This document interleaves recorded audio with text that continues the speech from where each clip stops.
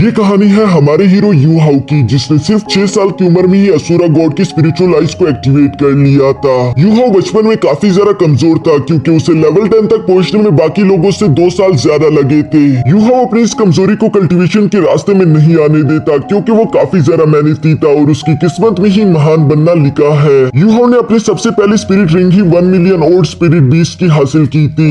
ये बात मानना थोड़ी सी मुश्किल है क्योंकि टैंगसेन को भी शुरू में इतनी डिवाइन स्पिरिट रिंग नहीं मिली थी। यू हाउ की ये रोमांचक स्टोरी उसी दिन से शुरू हुई जब यू हाउ 6 साल का था और वो कल्टीवेशन के दौरान अपनी स्पिरिट आइज को एक्टिवेट कर लेता है। टैंगसेन भी गोल्ड रेल्म में यू हाउ को एक उभरते हुए सितारे की तरह देख रहा था। साथ ही साथ उसे अपनी डोलू कॉन्टिनेंट की काफी ज्यादा फिक्र हो रही थी। जियावू टैंगसेन को परेशान देखकर उससे सवाल करते हुए कहती है कि टैंगसेन, क्या तुम ठीक तो हो? कहीं तुम्हें दोबारा से डोलू कॉन्टिनेंट की फिक्र तो नहीं हो रही? जिस पर टैंगसेन उदासी के साथ बताते हुए कहता है कि यह सेलेस्टियल रेल्म में बस एक दिन है, मोटर रेल्म के पूरे 1 साल के बराबर है। मैं नीचे जाकर डोलू कॉन्टिनेंट में ज्यादा वक्त गुजारना चाहता था, लेकिन मैं मजबूर हूँ। मुझे यहाँ पर अच्छाई और बुराई को कंट्रोल रखना है, जिसके लिए मुझे यहाँ सेलेस्टियल रेल्म में ही रहना होगा। और नीचे की तरफ डोलू कॉन्टिनेंट तेजी के साथ बदल रहा है। आज से 4000 साल पहले सन मून कॉन्टिनेंट ने डोलू कॉन्टिनेंट पर हमला कर दिया था। चूंकि डोलू कॉन्टिनेंट के पास मेरी टैंक लैंड के हिडन वेपन्स है, इसका इस्तेमाल करके पहले तो उन लोगों ने खुद को बचा लिया, पर सन मून एम्पायर बाज नहीं आने वाला। वो हर हाल में जीतना चाहता है। पहले यहाँ सोल लैंड में 2 कॉन्टिनेंट थे, अब वो डिवाइड होकर 4 एम्पायर्स में बदल चुके हैं। दूसरी तरफ मेरा टैंक लैंड भी 4000 साल के उतार चढ़ाव की वजह से अपनी ताकत खो रहा है।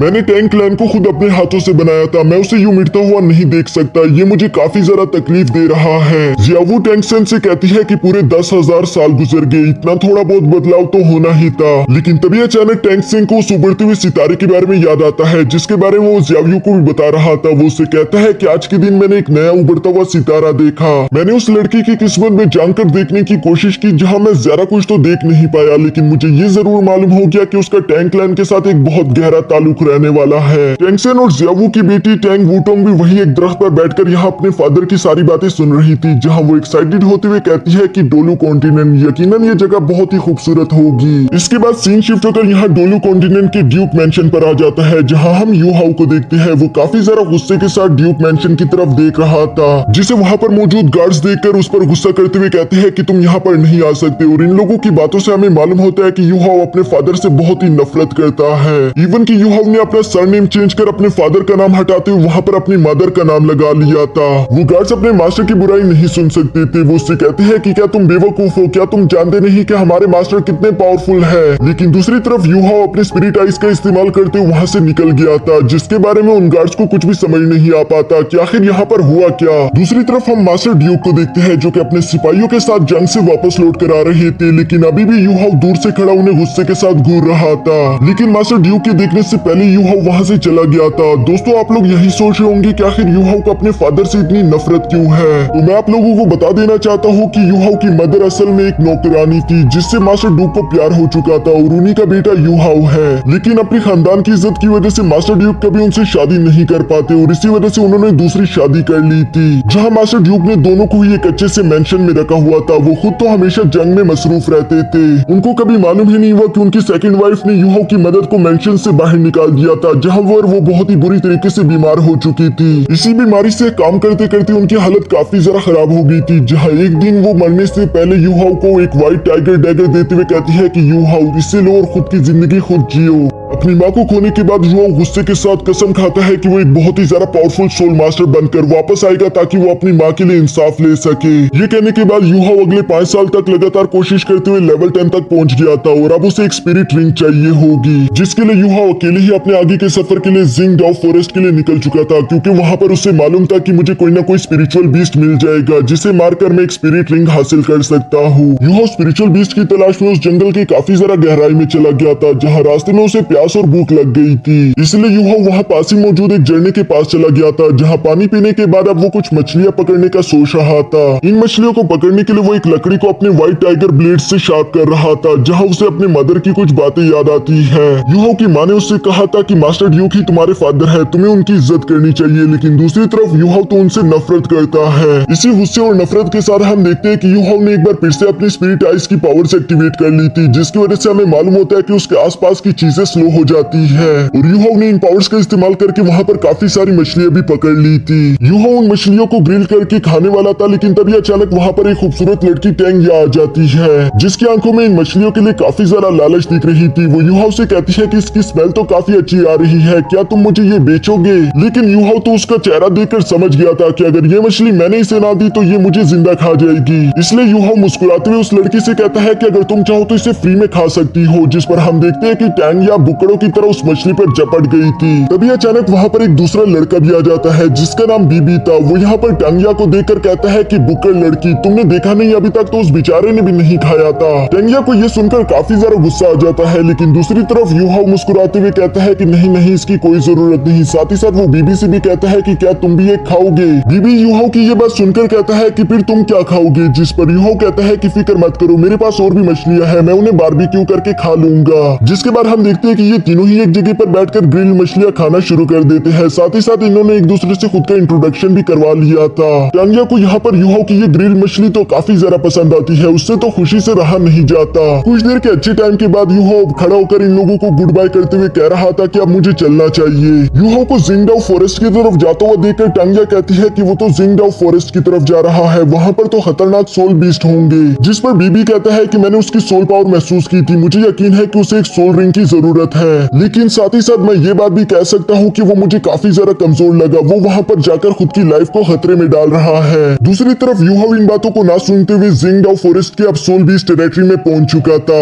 जहाँ उसे काफी ज्यादा खूबसूरत सोल बीस्ट एंड सोल प्लांट्स देखने को मिलते हैं। उसे मालूम नहीं था कि उसका आगे किस खतरे से सामना होने वाला है। यूहाओ को यहाँ इससे पहले कि बनक भी लग पाती, तभी अचानक वहाँ पर एक मंकी सोल बीस्ट ने यूहाओ पर हमला करना शुरू कर दिया था, जिसे यूहाओ डॉज करते हुए पीछे हट जाता है। वो मंकी स्पिरिट बीस्ट काफी ज्यादा पावरफुल था, जो कि अपना एनर्जी अटैक सीधा यूहाओ पर कर देता है। यूहाओ ने उस अटैक को रोकने के लिए अपना व्हाइट टाइगर डैगर बाहर निकाल लिया था, लेकिन वो जानता था कि वो इस अटैक को डॉज नहीं कर पाएगा। यूहाओ इस एनर्जी अटैक से टकराकर दूर जा गिरता है, जहाँ उसके हाथ से व्हाइट टाइगर डैगर भी गिर चुका था, लेकिन वो जानता था कि अभी तक ये फाइट खत्म नहीं हुई, इसलिए वो जल्दी से भागते हुए दोबारा अपने डैगर को उठा लेता है। लेकिन दूसरी तरफ उस मंकी ने भी यूहाओ को पकड़ लिया था। जहाँ यूहाओ के पास अब कोई रास्ता नहीं बचता, वो अपने डैगर का इस्तेमाल करते उस मंकी पर हमला कर देता है, जिसकी वजह से वो मंकी बीस्ट तो अब और भी जरा गुस्से में आ गई थी। इसलिए वो आगे बढ़ते हुए अब यूहाओ पर अपना सबसे ज्यादा पावरफुल एनर्जी अटैक करने वाली थी, लेकिन तभी अचानक हम देखते हैं कि यूहाओ अपने स्पिरिचुअल आइज को एक्टिवेट कर लेता है, जिस वजह से आसपास की चीजें धीमी हो चुकी थी। यूहाओ इसी मौके का फायदा उठाकर अपने व्हाइट टाइगर डैगर से उस मंकी बीस्ट को जान से मार देता है, जिसके बाद हम देखते हैं कि यूहाओ जख्मी होने की वजह से काफी ज्यादा कमजोर हो चुका था। साथ ही साथ उसने अपनी काफी ज्यादा एनर्जी भी इस्तेमाल कर दी है, वो अब अपने पैरों पर भी सही से खड़ा नहीं हो पा रहा।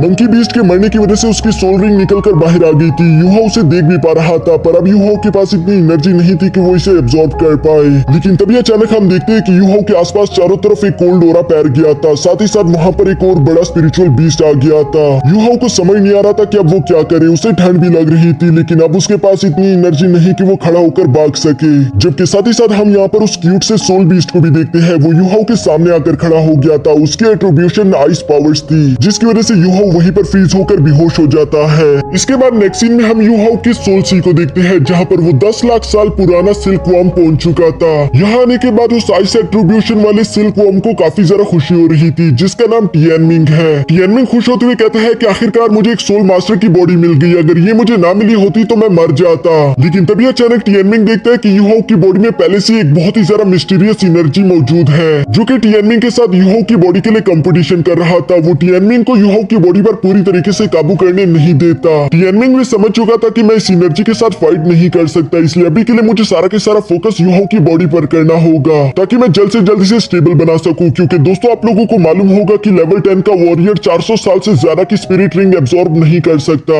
टियानमिंग तो खुद 10 लाख साल पुराना स्पिरिट बीस्ट है, इसलिए उसकी स्पिरिट रिंग को एब्जॉर्ब करना यूहाओ के लिए इम्पॉसिबल जैसा है। पर चूंकि टियानमिंग खुद ही यूहाओ के साथ मर्ज होना चाहता है, इसलिए उसने यूहाओ की बॉडी में 10 सील्स क्रिएट कर दिए थे, जो कि टियानमिंग की 10 लाख साल पुरानी स्पिरिट रिंग की पावर सिर्फ 400 साल की स्पिरिट रिंग के बराबर कर देता है। बाकी की पावर उसने लॉक कर दी थी, जिसकी वजह से अब यूहाओ होश में आ चुका था। लेकिन यूहाओ को समझ नहीं आ रहा था कि आखिर वो किस जगह पर मौजूद है। यहाँ टियानमिंग उसे बताता है कि ये तुम्हारी सोल सी है बेवकूफ, लेकिन यूहाओ को इस बात पर यकीन नहीं आ रहा था। वो हैरान होते हुए कहता है कि वैसे तुम कौन हो, जिस पर टियानमिंग उससे खुद का इंट्रोडक्शन करवाता है। साथ ही साथ वो यूहाओ को बताता है कि मुझे मालूम नहीं था कि तुम इतने ज्यादा बेवकूफ होगे, क्योंकि तुम्हारी बॉडी के अंदर तो बहुत ही ज्यादा स्पिरिट एनर्जी है। इस स्पिरिट एनर्जी को तुम स्पिरिट स्पिरिट पावर की तरह अपने आंखों के थ्रू इस्तेमाल करते हो, ये तुम्हारी बॉडी में पहले से ही मौजूद है। यूहाओ की तो ये सारी बातें सर के ऊपर से जा रही थी, जिस पर टियानमिंग कहता है कि चलो मैं तुम्हें सिंपल करके बताता हूँ। मैं हूँ एक 10 लाख साल पुराना स्पिरिट बीस्ट। पूरे सोल लैंड में मेरे जैसा स्पिरिट बीस्ट कोई मौजूद नहीं, और मैंने खुद की स्पिरिट रिंग तुम्हें दे दी है, यानी कि तुम्हें बहुत ज्यादा फायदा हुआ। आज के बाद तुम मुझे बड़ा भाई टियानमिंग कहकर पुकारोगे।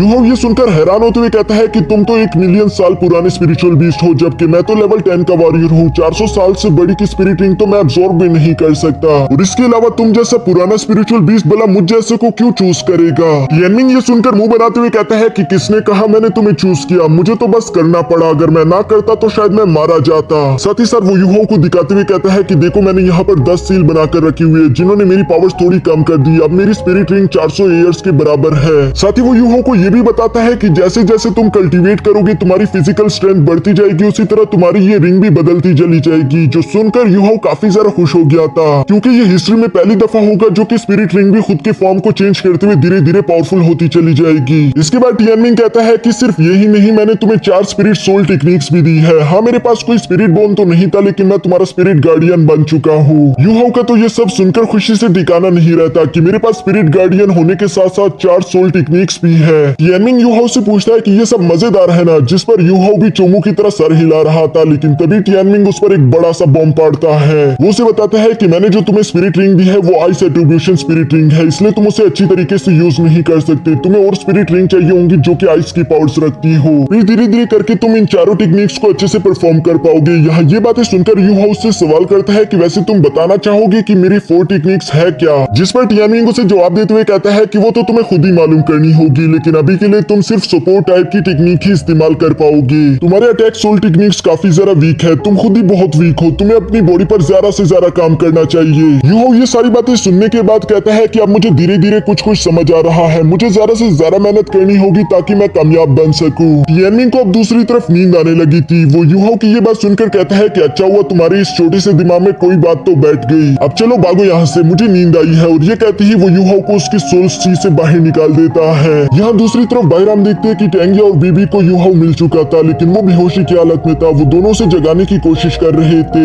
जहाँ मिस्टर बीबी उसके पल्स चेक करते हुए कहता है कि इसकी स्पिरिचुअल पावर तो नॉर्मल है और ये पहले से ज्यादा स्ट्रॉन्ग लग रहा है। लगता है कि ये सोल वॉरियर से कल्टीवेट करके सोल मास्टर बन गया, लेकिन अभी तक इसकी बॉडी इस पावर को अडॉप्ट नहीं कर पाई। हमें इसे थोड़ा सा वक्त देना चाहिए, ये जल्द ही होश में आ जाएगा। साथ ही साथ यहाँ पर मिस्टर बीबी को वही मरा हुआ मंकी दिखाई देता है, जो कि बस सिर्फ 10 साल पुराना ही था। इसलिए मिस्टर बीबी को लगता है कि शायद यूहाओ ने इसी की स्पिरिट रिंग एब्जॉर्ब की होगी। ये उसके लिए काफी ज्यादा बुरा हुआ। यहाँ पर जब वो ये सब सोच ही रहा था, तभी अचानक हम देखते हैं कि यूहाओ होश में आ गया था, जो कि इन दोनों को अपने सामने देखकर काफी ज्यादा हैरान हो जाता है। जबकि दूसरी तरफ टेंगिया और मिस्टर बीबी यूहाओ को होश में आता देखकर काफी ज्यादा खुश हो गए थे। वो उससे कहते हैं कि शुक्र है तुम होश में आ गए, अगर तुम यूं ही ज्यादा देर तक बेहोश रहते तो हम तुम्हारी हिफाजत ना कर पाते। जिस पर यूहाओ उनसे सवाल करते हुए कहता है कैसी हिफाजत। टेंगिया उसे कहती है कि बेवकूफ, क्या तुम्हें मालूम नहीं कि यहाँ पर कितने खतरनाक स्पिरिचुअल बीस्ट मौजूद है। यहाँ ये कहते हुए टेंगिया और मिस्टर बीबी की स्पिरिचुअल रिंग्स यूहाओ ने देख ली थी, जहाँ वो हैरान होते हुए कहता है कि टेंगिया के पास 2 स्पिरिचुअल रिंग्स है और वो दोनों 100 ईयर प्लस है, जबकि दूसरी तरफ मिस्टर बीबी के पास तो 3 स्पिरिचुअल रिंग्स है, जिसमें से 2 100 साल पुरानी है और एक तो 1000 साल पुरानी। यूहाओ को अपनी आंखों पर यकीन नहीं आ रहा था। मिस्टर बीबी तो उससे बस 3-4 साल बड़े ही लग रहे थे, उसके बावजूद भी वो लेवल 30 का वॉरियर है। यहाँ पर जब यूहाओ ये सब सोच ही रहा था, तभी अचानक इन लोगों को एक दतूरा स्नेक दिखाई देता है, जिसे देखकर तो टेंगिया काफी ज्यादा खुश हो गई थी। टेंगिया और मिस्टर बीबी भी यहाँ पर किसी सोल बीस्ट को ही पकड़ने के लिए आए हुए थे, इसलिए टेंगिया कहती है कि ये दतूरा स्नेक ये काफी ज्यादा काम का है, मुझे यही चाहिए।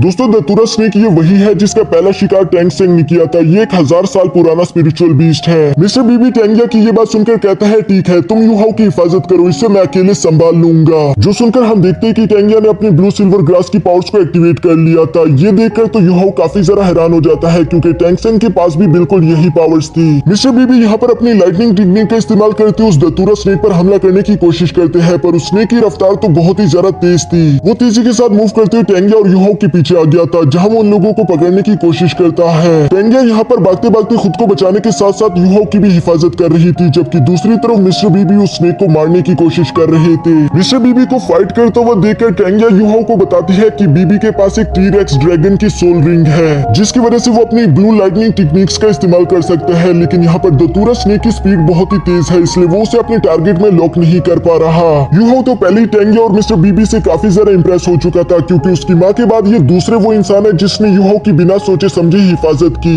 इसलिए यूहाओ उन दोनों की मदद करना चाहता था। यहाँ पर टियानमिंग यूहाओ से कहता है कि अगर तुम मदद करना चाहते हो तो स्पिरिट डिटेक्शन टेक्निक का यूज करो। मैंने इस टेक्निक को ऑलरेडी तुम्हारी मेमोरीज में इंजेक्ट कर दिया है। जो सुनते साथ ही हम देखते हैं कि यूहाओ अपने स्पिरिट डिटेक्शन टेक्निक को एक्टिवेट कर लेता है। यूहाओ दिखाना चाहता था कि मैं कोई यूजलेस इंसान नहीं हूँ, इसलिए वो अपनी स्पिरिट डिटेक्शन की पावर्स को मिस्टर बीबी और टेंगिया के साथ शेयर कर देता है, जिसकी वजह से हम देखते हैं कि टेंगिया और मिस्टर बीबी के आसपास की चीजें स्लो हो गई थी। मिस्टर बीबी ये देखकर काफी जरा हैरान हो गया था कि वो अपने आसपास की हर छोटी सी छोटी मूवमेंट को भी महसूस कर पा रहा है। वो सोच पा रहा है कि मुझे कौन सी टेक्निक यूज करनी चाहिए। मिस्टर बीबी को इसी एक्साइटमेंट के साथ दतूरा स्नेक की वीक पॉइंट का मालूम हो चुका था, इसलिए वो जंप करते हुए अपने स्ट्रॉन्गेस्ट लाइट टेक्निक को एक्टिवेट कर लेता है, जिसका इस्तेमाल करके उसने दतूरा स्नेक को बुरी तरीके से इंजर्ड कर दिया था। टेंगिया भी इसी मौके का फायदा उठाकर तेजी के साथ जाते हुए स्नेक को जान से मार देती है। दतूरा स्नेक के मरने के बाद उसकी बॉडी से 1000 साल पुरानी स्पिरिट रिंग निकलकर बाहर आ गई थी, जिसे टेंगिया वहीं पर बैठकर एब्सॉर्ब करना शुरू कर देती है। दूसरी तरफ मिस्टर बीबी देखता है कि यूहाओ काफी ज्यादा थक चुका है, इसलिए वो फौरन उसके पास जाकर उसका शुक्रिया अदा करते हुए कहता है कि थैंक यू, अगर तुम अपनी सोल टेक्निक का इस्तेमाल ना करते तो शायद इसे हराना और ज्यादा मुश्किल हो जाता। साथ ही साथ मिस्टर बीबी कहते हैं कि टेंगिया ऑलरेडी लेवल 30 तक पहुंच चुकी थी, उसे आगे ब्रेक थ्रू करने के लिए एक सोल रिंग की जरूरत थी। वो जागने के बाद जरूर तुम्हारा शुक्रिया अदा करेगी। जिस पर यूहाओ कहता है नहीं नहीं, शुक्रिया की कैसी बात, तुम लोगों ने पहले मेरी हिफाजत की, फिर मेरा भी कुछ फर्ज बनता था।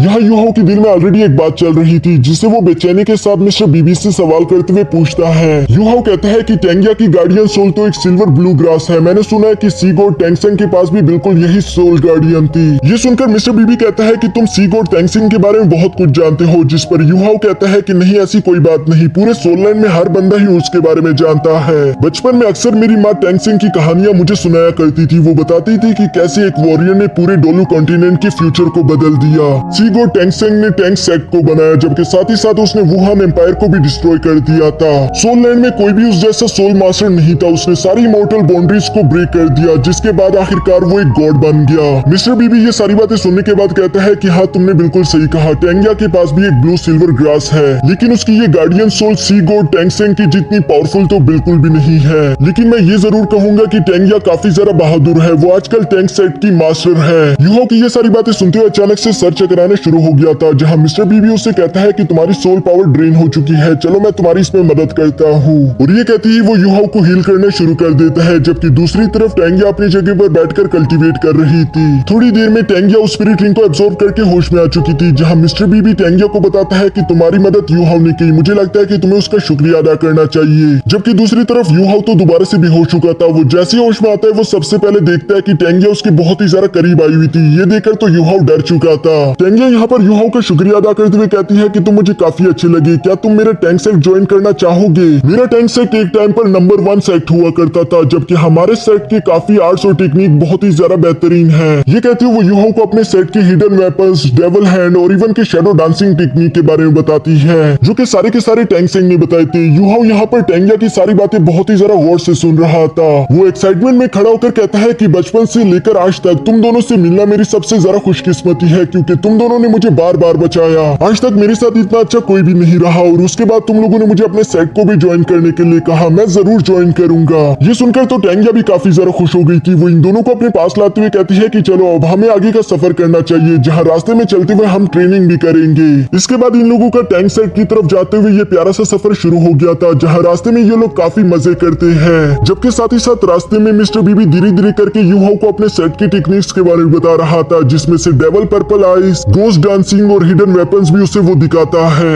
यूहाओ उन सारे बेसिक टेक्निक्स को सीखने की अपनी पूरी कोशिश करता है, लेकिन यूहाओ तो बहुत ही ज्यादा कमजोर है, पर वो हार नहीं मानता। मिस्टर बीबी भी बहुत ही ज्यादा अच्छे इंसान थे। हमें देखने को मिलता है कि वो टेंगिया से शायद प्यार करते हैं, जबकि साथ ही साथ वो अपने मन में कहते हैं कि यूहाओ मैं तुम्हारा साथ कभी नहीं छोड़ूंगा। मैं जानता हूँ कि तुम्हारी बॉडी काफी ज्यादा कमजोर है, लेकिन आज तुमने मेरी मदद की, इसका एहसान मैं जरूर चुकाऊंगा। ये कहते हुए इन लोगों का ये सफर यूं ही आगे चलते चलते आखिरकार श्रेक एकेडमी तक पहुंचने पर खत्म हो जाता है, जहाँ पहुंचने पर टेंगिया यूहाओ को बताती है कि ये सामने है पूरी दुनिया के सबसे नंबर 1 श्रेक एकेडमी। दुनिया के सबसे बेस्ट एंड टैलेंटेड स्टूडेंट यही से निकल कर जाते हैं। यूहाओ ने भी श्रेक एकेडमी के बारे में बहुत कुछ सुन रखा था, इसलिए श्रेक एकेडमी को देखकर उसकी आंखों में चमक आ चुकी थी। वो जानता था कि लेजेंडरी 7 श्रेक डेविल्स की टीम यहीं से निकल कर गई थी, जिन्हें लीड कर रहा था टेंगसेंग। ये एकेडमी किसी को भी आसानी के साथ अपना डेसिबल नहीं बनाती। अगर इस एकेडमी में मेरा एडमिशन हो जाए तो ये मेरी किस्मत की बात होगी। यूहाओ ये सारी बातें सोचते हुए खुशी के साथ श्रेक एकेडमी की तरफ देख रहा था, जबकि दूसरी तरफ हम टैंग टैंगसेंग और जिया वू को देखते हैं। वो भी सेलेस्टियल रियल्म से ये सारा एडवेंचर होता वो अपनी आंखों से देख रहे थे। साथ ही साथ हमें यहाँ पर टैंगसेंग और जिया वू के दरमियान कुछ प्यारे लम्हे भी देखने को मिलते हैं। गॉडहुड में आने के बाद इन दोनों की जिंदगी काफी ज्यादा बेहतरीन हो चुकी है। और इसी के साथ हमारा ये एपिसोड यहीं पर खत्म हो जाता है। तो दोस्तों, अगर आप लोगों को यूं ही लॉन्ग वीडियोस चाहिए और आप लोगों को मेरी वीडियोस अच्छी लगी तो प्लीज मेरी इस वीडियो को लाइक कर देना और एक प्यारा सा कमेंट भी